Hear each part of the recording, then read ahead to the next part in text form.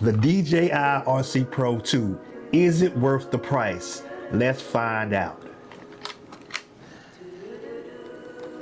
I have had the pleasure of using the RC Pro 2 remote for the past month, and I can completely say this is 1000% an upgrade from the RC2. Alright, so let's get into what sets this apart from the RC2. First and foremost, you got your quick setup. You flip that boy up and bam. You flip the screen up, the sticks come out automatically, and then the screen lights up. And automatically the first thing you're going to recognize is the 7-inch screen. Now this thing is supposedly gets up to 2000 nits compared to the 700 nits from the OG.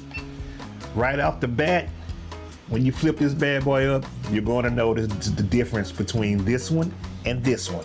Taking your first flight with this screen is a game changer, and as soon as you put that drone up in the air with this screen, you're going to be more engaged and the colors are going to pop. You pop on the color assist and you won't believe how good this controller looks compared to the RC2. Another thing that sets this bad boy apart from all the competition is this right here.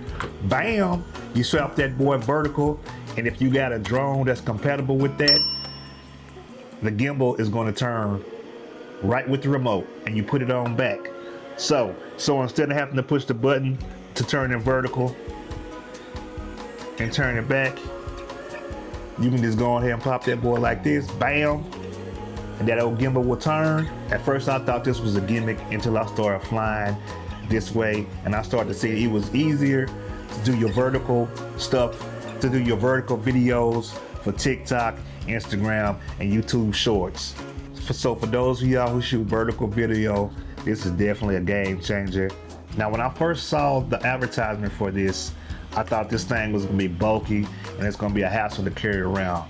But I can tell you right now, that's not true, because your boy did a hike in Arizona through the desert with a backpack and a lanyard of this around my neck, and I didn't have any problems. Some people might not like the sticks because the sticks are longer. You can take your sticks off the OG RC2, unscrew these, put them on, and they'll work just fine.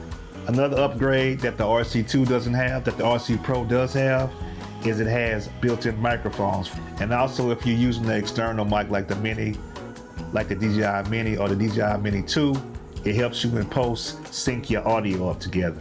Now both the RC2 and the RC2 Pro have the flight simulator, but the RC2 Pro has more 3D tracks.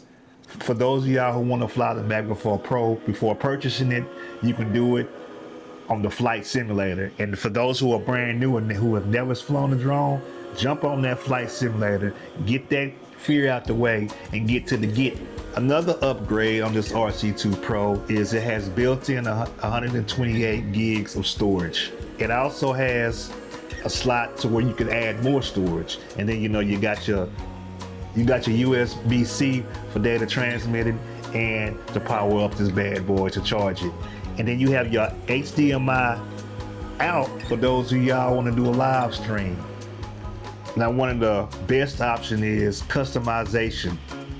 This thing has so many buttons, and you can customize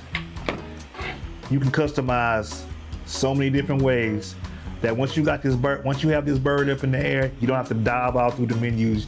You can set this bad boy exactly to where you need it and how you want it. Now I've told you several upgrades and things that I do like. Let me just tell you a couple of things that I don't like. One of the main things that I don't like about this drone is I don't know what DJI was thinking about the antennas. Now maybe they was thinking flip the antennas like that and you just set this bad boy on something like this. But I don't understand why you would do that. Maybe they just wanted to do the hat to the back action, you know what I'm saying? Maybe they were just trying to do that, but that still doesn't make any sense. I don't understand what the problem is with doing this just like the RC2. What's wrong with this? What's going on with that? Why we just can't have that? What is up with this? I don't understand it. Another thing is, we don't know how sturdy this is. You might accidentally grab this thing and just pull the whole face off. So we're gonna have to figure out how sturdy this might be, and bringing it up and bringing it down will eventually it fall off. But I guess we'll see with time. So there you go. Who is this remote for? Well, this remote is for pros, prosumers, and people who don't mind spinning the grip on a nice high quality pro controller. This is actually a pro controller. They did not just slap pro on top of here. This is a real live pro controller. So I hope this helps you if you're thinking about purchasing it.